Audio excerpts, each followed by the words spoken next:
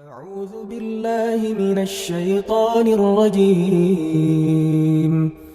بسم الله الرحمن الرحيم.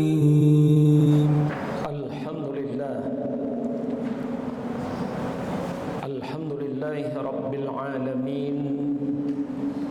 إياه نعبد وإياه نستعين. أشهد أن لا إله إلا الله وحده لا شريك له، وأشهد أن سيدنا محمدا عبده ورسوله. اللهم صل على محمد وعلى آله وصحبه وسلم أجمعين. أما بعد فيا عباد الله، أوصيكم ونفسي بتقوى الله فقد فاز المتقون. قال الله تعالى: يا أيها الذين آمنوا اتقوا الله حق تقاته ولا تموتن إلا وأنتم مسلمون.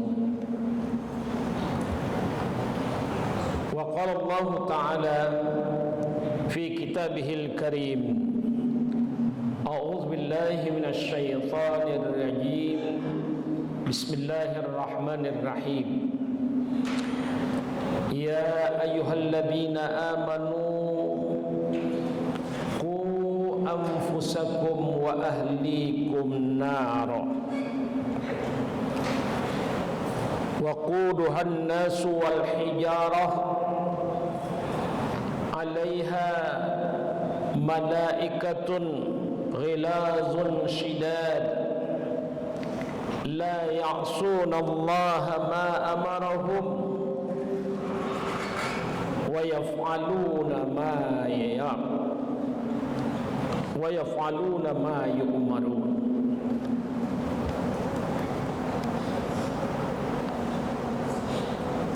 Jamaah salat Jumat yang dirahmati Allah, mari kita berusaha senantiasa meningkatkan takwa kita kepada Allah di dalam kehidupan kita sehari-hari. Salawat beriring salam kepada Rasulullah sallallahu alaihi wasallam yang menjadi tauladan bagi umat manusia yang beriman kepada Allah dan yaumil akhir. Karena akhlak Rasulullah yang mulia di dalam kehidupannya, demikian juga bagi kita dalam kehidupan kondisi sekarang yang banyak mengatakan saat ini adalah kondisi yang sudah krisis akhlak dan moral, terutama kepada remaja dan pemudanya. Alhamdulillah, pagi tadi Yayasan Perguruan Safiatul Amaliyah telah mewisuda siswa-siswanya, baik dari tingkatan SD, SMP maupun SMA. Yang kesemuanya ini kita mengharapkan ke depan adalah sebagai pemuda-pemuda dan remaja yang menjadi tokoh-tokoh di dalam kehidupan bermasyarakat sesuai dengan skill dan kemampuan di bidangnya masing-masing yang akan datang. Jerih payah dari para guru itu adalah satu nilai yang tidak ternilai oleh manusia.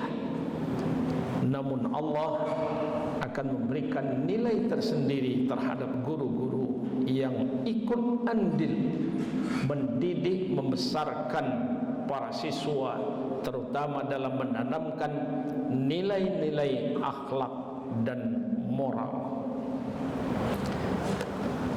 Allah Subhanahu wa taala di dalam Quran surah At-Tahrim ayat 6 yang saya bacakan tadi di awal, mengingatkan kita semua pada diri kita dan keluarga kita. Murid-murid yang kita didik itu merupakan bagian keluarga besar kita. Guru-guru yang terhimpun di kalangan kita merupakan keluarga besar kita di Yayasan Perguruan Safiatul Amaliyah. Allah ingatkan, ya ayyuhalladzina amanu, wahai orang-orang yang beriman, qu anfusakum, jaga, pelihara, lindungi dirimu, wa ahlikum, dan keluargamu, naro, akan siksa api neraka. Kondisi kehidupan neraka itu bisa dirasakan di dalam kehidupan saat ini. Kondisinya sebelum memang nanti Allah akan memberikan setimpal balasan bagi orang-orang yang melanggar aturan-aturan Allah di neraka yang sebenarnya. Lindungilah dirimu, keluargamu dari siksaan neraka. Alaiha malaikatun ghilazun shidad, penjaga neraka itu adalah malaikat-malaikat yang keras dan kasar menurut tindakannya. La ya'sunallaha ma amarahum, mereka tidak pernah membantah apa yang diperintahkan Allah kepada mereka. Wa yaf'aluna ma yu'marun, dan mereka senantiasa melaksanakan perintah-perintah yang diperintahkan kepada mereka. Jemaah rahimakumullah, di dalam satu hadis Rasulullah sallallahu alaihi wasallam mengatakan ada 7 golongan yang akan dinaungi oleh Allah, di mana pada waktu itu tidak ada naungan lagi selain naungan dari Allah Subhanahu wa taala. Artinya tidak ada lagi perlindungan pada hari itu kecuali perlindungan yang diberikan dari Allah Subhanahu wa taala. Khatib tidak membacakan atau membahas semua dari yang 7 itu. Khatib mengambil beberapa poin yang penting yang berkaitan dengan kita sebagai pendidik dan yang dididik, sebagai siswa-siswa, sebagai pelanjut meneruskan perjuangan-perjuangan orang-orang tua atau orang-orang yang terdahulu.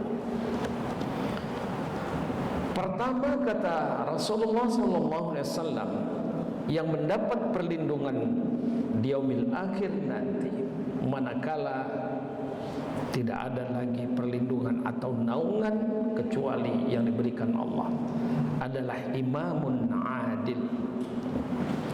Imam yang adil, pemimpin yang adil. Adil adalah bukan membagi sama atau membagi rata, tapi adil adalah menempatkan sesuai dengan porsinya, menempatkan sesuatu sesuai dengan porsinya.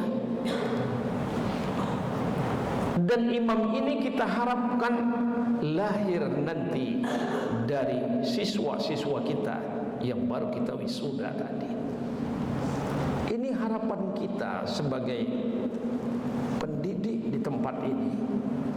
Mereka lah yang kita harap mewarnai kehidupan bangsa dan negara kita, dan yang akan bisa menjadikan contoh-contoh baik di tengah-tengah kehidupan masyarakatnya nanti.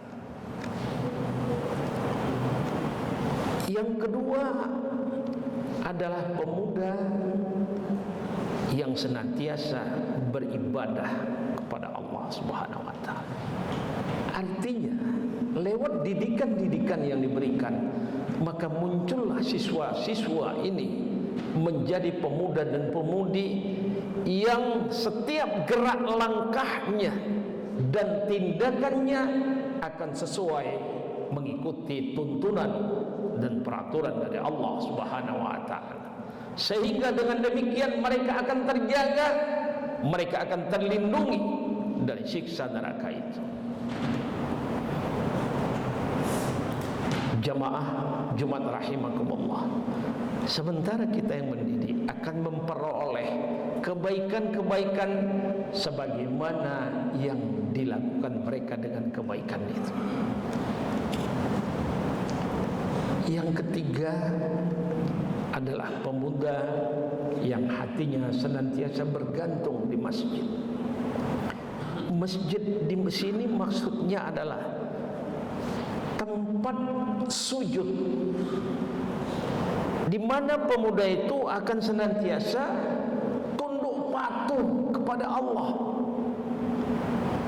tunduk patuh terhadap perintah Allah, sehingga apabila mereka menduduki jabatan, sehingga apabila mereka diberikan amanah memegang satu kepercayaan, dia tidak akan berani melanggar amanah itu. Kenapa? Karena hatinya akan senantiasa bergantung di masjid itu, bergantung di dalam aturan-aturan Allah. Jadi bukan sekedar bergantung di masjid. Ada pemuda yang datang ke masjid, tidur lama-lama di masjid, sehingga malahan kerjanya terabaikan. Yang terakhir adalah laki-laki yang dalam hidupnya senantiasa bersedekah, sehingga sedekahnya itu pun sampai tangan kirinya tidak mengetahui.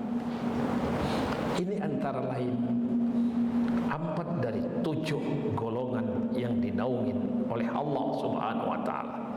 Mudah-mudahan kita semua termasuk di dalam lingkup yang disebutkan oleh Rasulullah SAW tadi. Dan anak-anak yang baru saja kita wisuda menjadi harapan kita, harapan orang tuanya, harapan masyarakat, dan harapan bangsa, menjadi pemuda-pemuda yang ulet dan cinta kepada agama Allah dan Rasulnya. Barakallahu li wa lakum wa lisairil muslimina wal muslimat, wa ya fawzal mustaghfirin, wa ya najatat taibin.